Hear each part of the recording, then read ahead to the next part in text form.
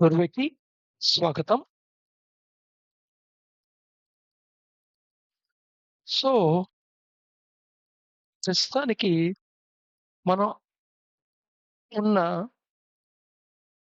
జ్ఞానం ప్రకారం 15,000,000,000 గెలాక్సీలున్నాయి ఈ ప్రపంచంలో, ఈ విశ్వంలో. దాంట్లో కొంత భాగమే మనం నేరుగా అబ్జర్వ్ చేయగలిగేది. దీని ఆవల ఇది దీని ఆవల ఏముంది?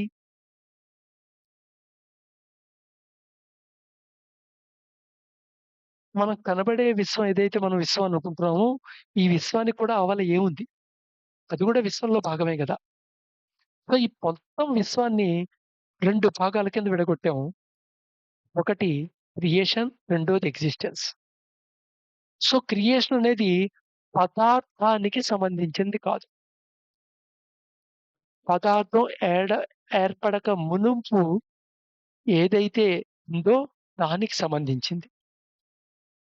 పదార్థంతో పోలిస్తే పదార్థం లేని ప్లేస్ కాబట్టి దాన్ని ఎంప్టీనెస్ అనొచ్చు.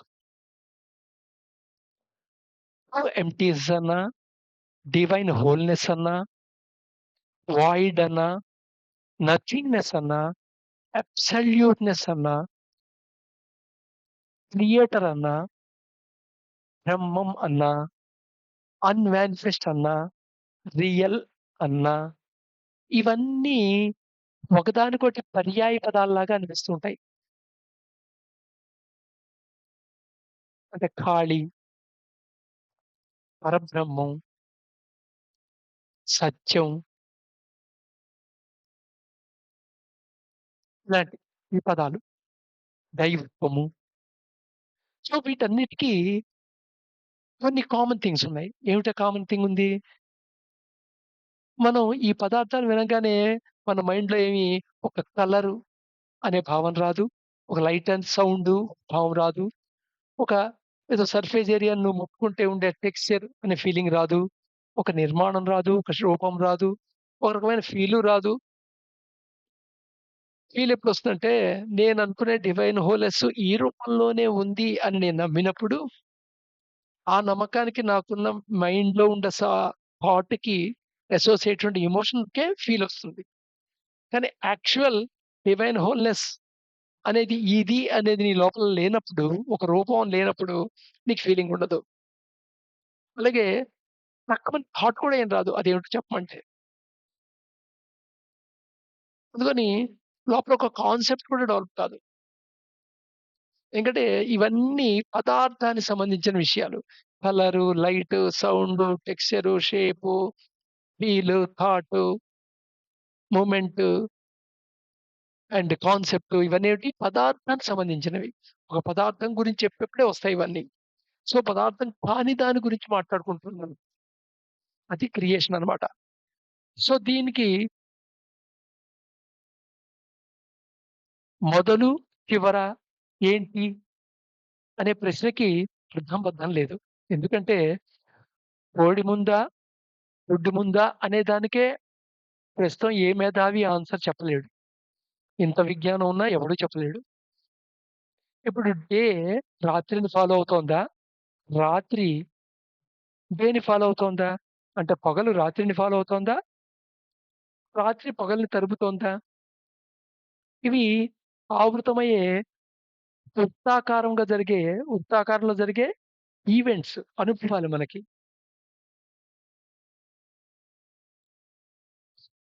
సో, అందుకని క్రియేషన్ నుండి ఎక్సిస్టెన్స్ వచ్చిందా? ఎక్సిస్టెన్స్ నుండి క్రియేషన్ ఎళ్ళిందా? వస్తున్నదేమిటి? ఏది తర్వాతది అనే దానికి ఆలోచించుకుంటూ పోతే అనంతమైన అనంతం సేపు నిశ్శబ్దమే మిగులుతుంది.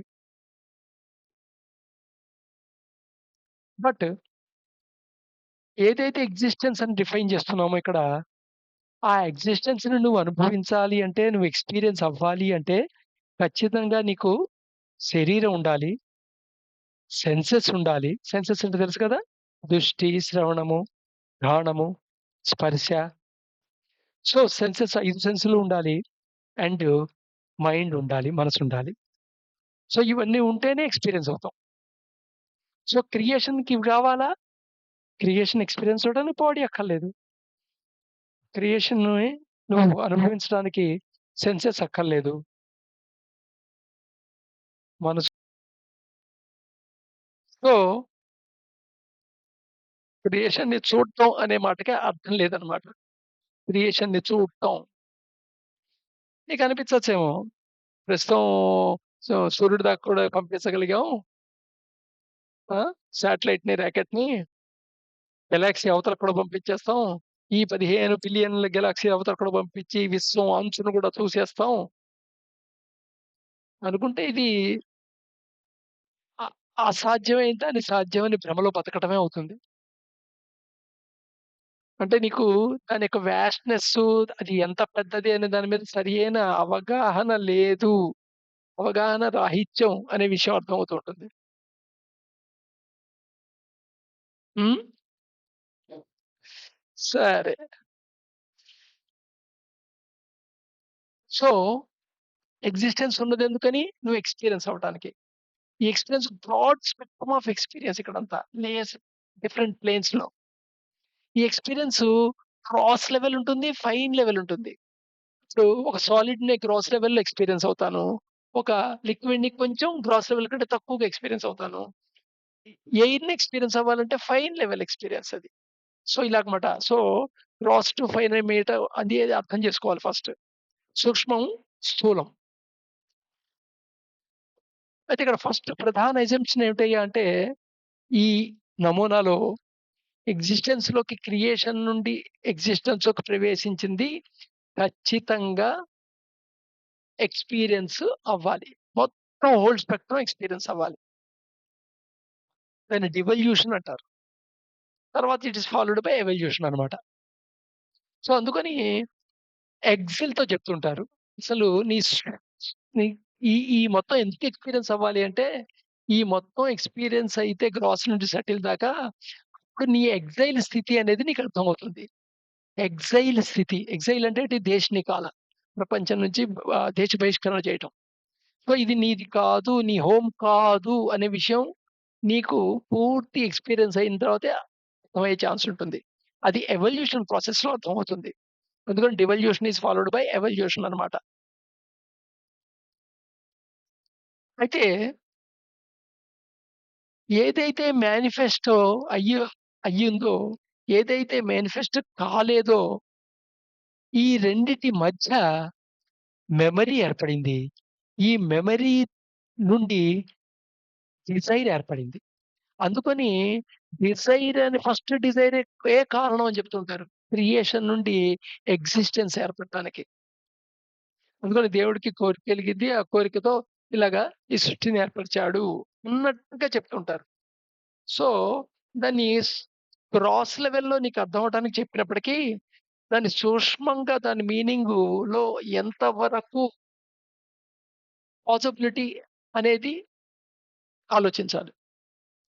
సో, క్రియేషన్, ఎక్సిస్టెన్స్ అనే రెండిటి యొక్క మధ్యలో ఈ మెమరీ నుండి డిజైర్ ఏర్పడుతుంది. ఏదైనా ఏర్పడింది అంటే ఆ మెమరీ ఆర్ డిజైర్ దీనికి 2 ఫంక్షన్స్ ఉంటాయి. 2 విషయాలకు ఉద్దేశించి ఉంటుంది. ఈ మెమరీ అండ్ డిజైరు ఒకటో ఫంక్షన్ ఏమిటంటే టు హోల్డ్ ఆన్ ఎక్సిస్టెన్స్. నిన్ను ఎక్సిస్టెన్స్‌కి బంధించబడి ఉంచేదది. అంటే నీకు డిజైర్స్ ఉన్నంత కాలం ఖచ్చితంగా ఎక్సిస్టెన్స్‌కి బంధించబడి ఉంటుంది. రెండోది ఏమిటయ్యా అంటే, రెండో ఫంక్షను ఈ డిజైర్ అండ్ మెమరీది to turn away from exile to search for void. So, ఇది ఎప్పుడైతే నీకు ఎక్సైల్ అని అర్థమైందో, ఇది నీ హోమ్ కాదు అని తెలిసిందో, నీ హోమ్ ఏమిటి? నీ యొక్క తత్వం ఏమిటి? యాక్చువల్ నీ యొక్క స్వభావం ఏమిటి?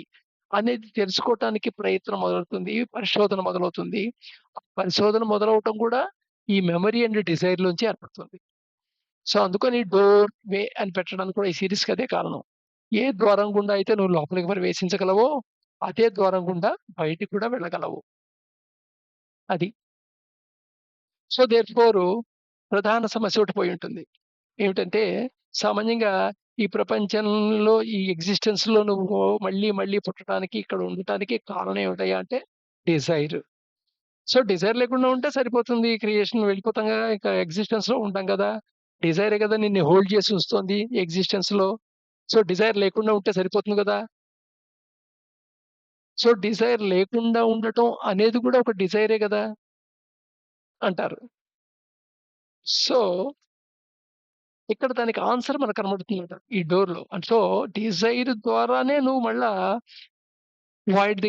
వాయిడ్‌ని తెలుసుకొని వాయిడ్‌లోకి వెళ్ళే ఛాన్స్ ఉంటుంది. తెలుసుకున్న తర్వాత నువ్వే వాయిడ్. దీన్నెందుకని ఎలాగా చెప్తూ ఉంటారంటే ఉపనిషత్తుల్లో ఒక నీటి చుక్క సముద్రాన్ని చేరుతోంది. నీటి చుక్క సముద్రాన్ని చేరింది. నీటి చుక్క సముద్రం అయిపోయింది. సో, క్రియేషన్ సముద్రము. నువ్వు ఎగ్జిస్టెన్స్‌లో ఒక నీటి బొట్టు. నువ్వు క్రియేషన్ చేరిన తర్వాత నువ్వు క్రియేషన్ అయిపోతావు.